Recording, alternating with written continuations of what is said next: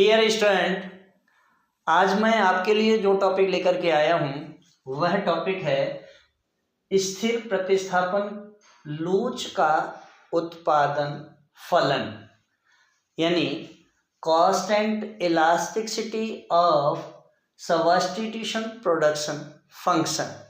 देखिए, स्थिर प्रतिस्थापन की लोच का जो उत्पादन फलन है, इसके अंतर्गत एक सामान्य उत्पादन फलन जिसकी कोई भी स्थिर प्रतिस्थापन लोच हो सकती है, जिसको एरो ने, सेनरी ने, मिन्हास और सोलो ने संयुक्त रूप से परिभाषित किया है।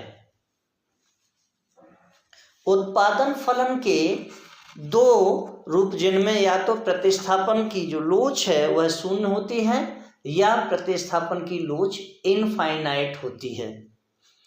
वास्तविक आर्थिक जगत में बिरला ही ऐसा देखने के लिए मिलता है, क्योंकि कॉव-डगलस उत्पादन फलन जिसमें प्रतिस्थापन जो लोच है वह इकाई की समान होती है।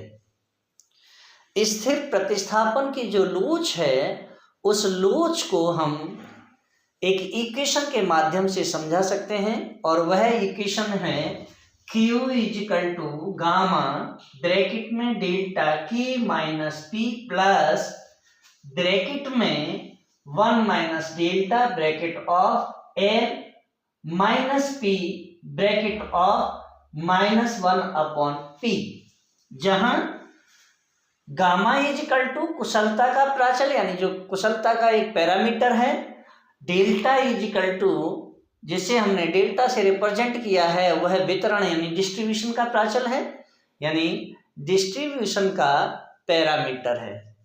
P इजिकल टू प्रतिस्थापन से हमने लिया है यहाँ, जिसे हम सब्स्टिट्यूशन बोलते हैं, और सब्स्टिट्यूशन का जो प्राचल है वह पैरामीटर P है। और जहां डेल्टा ग्रेटर देन 0 या 0 less than delta is not less than 1 अथवा P is not greater than 1 होता है। यह ध्यान देने योग्य बात है कि कुशलता का जो पैरामीटर है, जिसे हमने गामा से रिप्रेजेंट किया है, इसे हम एफिशिएंसी पैरामीटर बोलते हैं, में परिवर्तन से जो उत्पादन फलन विवर्तित हो जाता है, और इस कुशलता के प्राचल जो पैरामीटर हैं, उन पैरामीटर में परिवर्तन तकनीकी अथवा संगठनात्मक परिवर्तनों में या परिवर्तनों के कारण हो सकता है। वितरण जो डिस्ट्रीब्यूशन है, इस डिस्ट्रीब्यूशन के पैरामीटर जिसे हमने डेल्टा से रिप्रेजेंट किया है, किसी उत्पादन प्रक्रिया में पूंजी तथा श्रम, जो श्रम को हमने L से रिप्रेजेंट किया है, पूंजी को हमने K से प्रदर्शित किया, के सापेक्ष महत्व को दर्शाता है। प्रतिस्थापन यानी जो सब्स्टिट्यूशन है, उसका जो पैरामीटर है वह P से रिप्रेजेंट किया गया है। उत्पादन प्रक्रिया में साधनों में प्रतिस्थापन की जो संभावनाएं हैं, उन संभावनाओं को यह P प्रदर्शित करता है। साधनों के प्रतिस्थापन की जो लोच है, वह लोच हम सिग्मा से रिप्रेजेंट करते हैं, ये सिग्मा से, यानी सिग्मा, और प्रतिस्थापन की जो पैरामीटर हैं, उन पैरामीटर पर यह निर्भर करती है। इस CES यानी कांस्टेंट इलास्टिसिटी ऑफ सब्स्टिट्यूशन यानी CES उत्पादन फलन में क्या होता है? देखिए, इस उत्पादन फलन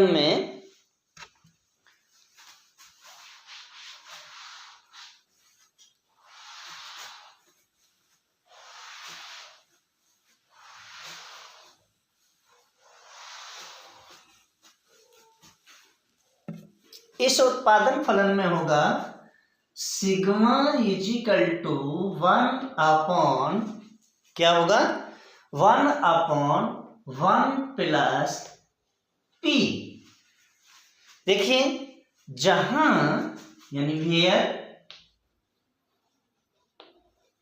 जहां P इजिकल टू क्या है 0, P इजिकल टू 0 या सिग्मा इजिकल टू क्या होगा सिग्मा इजिकल टू होगा 1।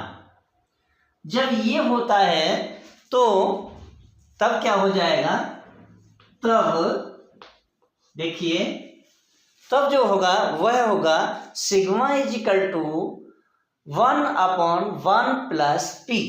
क्या होगा sigma equal to 1 upon 1 plus P,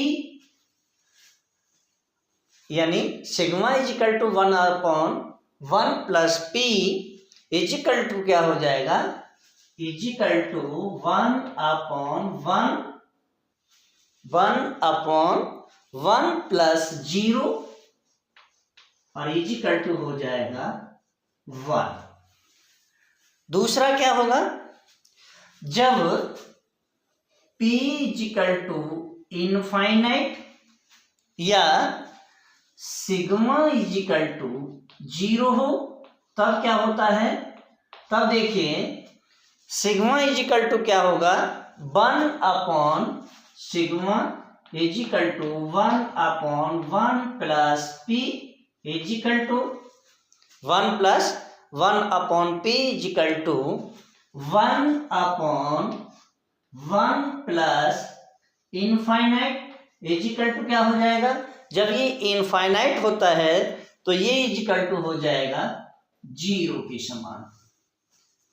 next जो होगा वह होगा अगर P इजिकल टू -1 हो, क्या हो P इजिकल टू -1 या सिग्मा इजिकल टू इनफाइनाइट हो, तब जो स्थिति बनती है वह बनेगी सिग्मा इजिकल टू 1 प्लस क्या होगी sigma equal to 1 upon 1 plus P equal to next जो होगा वह होगा 1 अपॉन 1 प्लस ब्रैकेट में देखिए क्या हो जाएगा -1 हो जाएगा।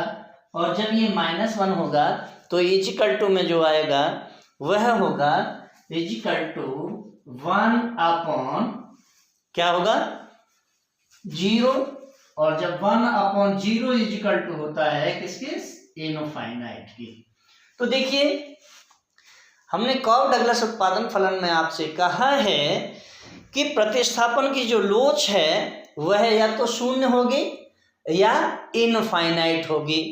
और यहाँ उपर्युक्त जो मैंने व्याख्या दी है इस व्याख्या से यह स्पष्ट हो जाता है कि CES यानी कांस्टेंट इलास्टिसिटी ऑफ सब्स्टिट्यूशन उत्पादन फलन बहुत सामान्य है, जिसमें sigma equal to 1, sigma equal to 0 तथा सिग्मा इजिकल टू इनफाइनाइट क्या क्या स्थिति बनेगी।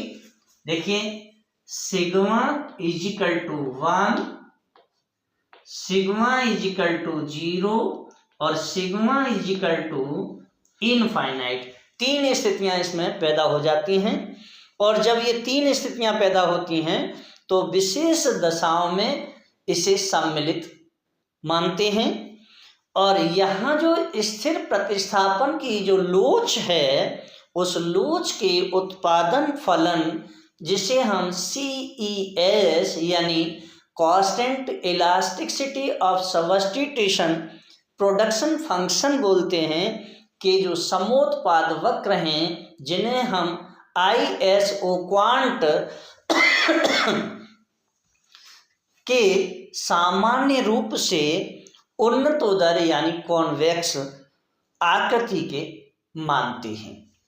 फिर देखिए इसके बाद सेकंड पॉइंट आता है और वह सेकंड पॉइंट है प्रतिस्थापन लोच के उत्पादन फलन तथा पैमाने के स्थिर प्रतिफल क्या है? देखिए,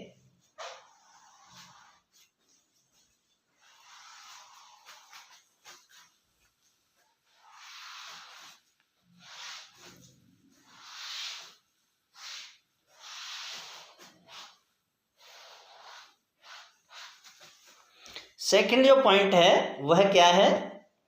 स्थिर प्रतिस्थापन लोच के स्थिर प्रतिस्थापन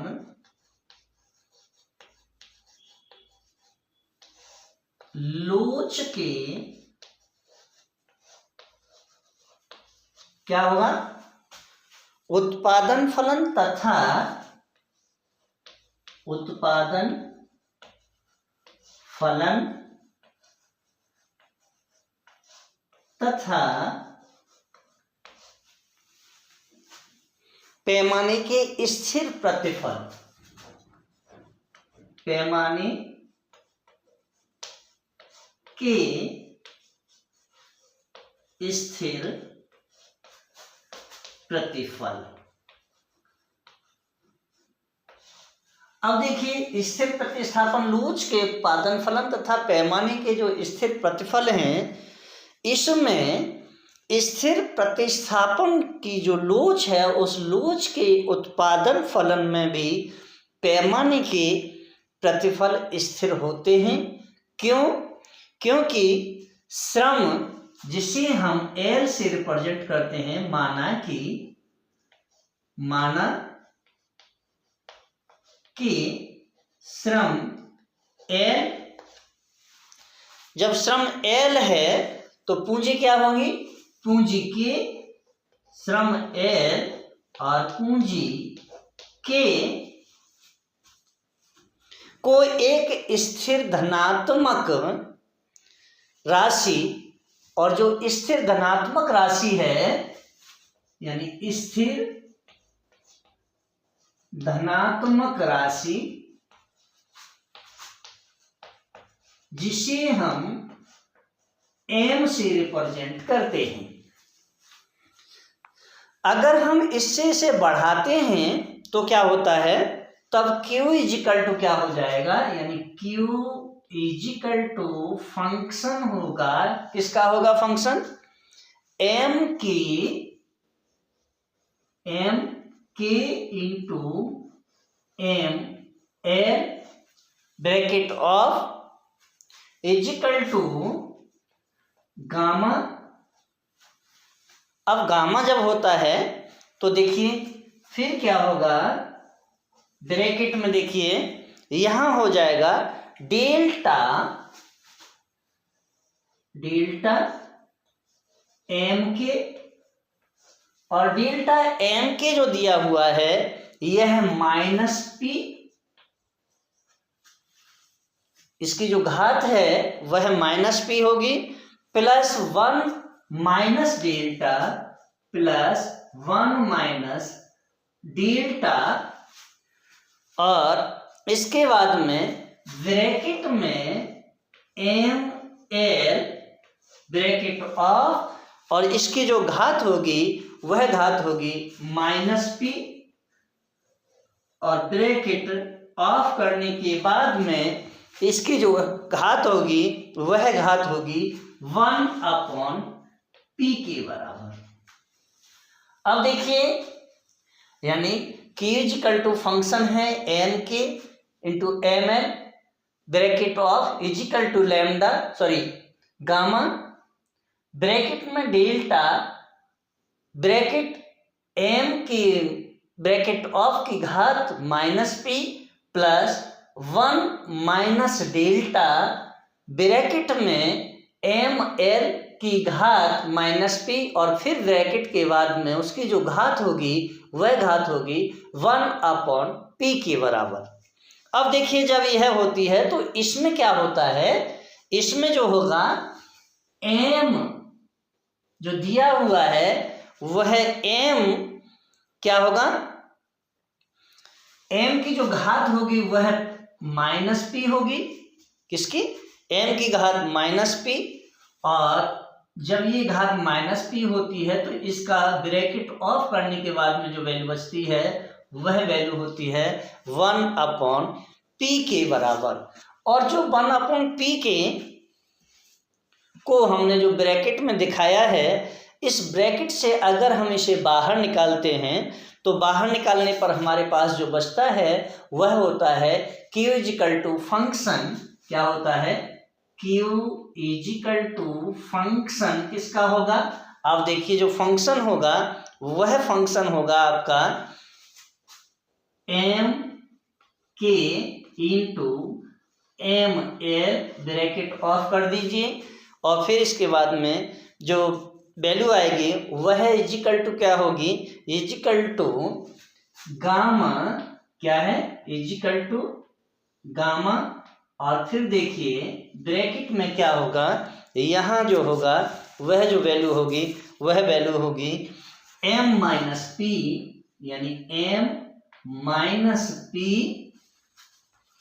और ब्रैकेट ऑफ, इसके बाद में उसकी जो घात है वह 1/p है, और फिर दूसरे ब्रैकेट में डेल्टा k, क्या है delta k minus P plus delta k minus P plus bracket में 1 माइनस डेल्टा ब्रैकेट ऑफ की घात माइनस पी, और फिर इसके बाद में l, और इसकी जो ब्रैकेट ऑफ के बाद जो घात है वह घात होगी 1/p के बराबर। अब देखिए जब ये वैल्यू निकल के आती है तो फिर इसके बाद में इजिकल टू में क्या आएगा आपके सामने, m को मैंने बाहर निकाल लिया, बचा क्या मेरे पास में k, और क्या बचा l, यानी k into l bracket of equal to m और गामा, और फिर इसके बाद में जो वैल्यू हमारे पास बचेगी वह होगी delta k minus P, delta k minus P plus bracket में 1 माइनस डेल्टा की जो घात है वह माइनस पी है, और l की जो ब्रैकेट ऑफ 1/p। अब देखिए जब ये वैल्यू निकल के आती है तो फिर यहाँ क्या होता है, तब पूंजी जो हमने k से रिप्रेजेंट किया है और श्रम जिसको हमने l से बताया है को एक स्थिर राशि या जो स्थिर राशि दी हुई है जिसे मैंने m से बताया है, स्थिर राशि m राशि से बढ़ाने पर उत्पादन की जो मात्रा है यानी जो q है वह क्या होगा, q इजिकल टू क्या होगा, q इजिकल टू होगा फंक्शन, किसका होगा, फंक्शन जो होगा वह होगा k इंटू एल का।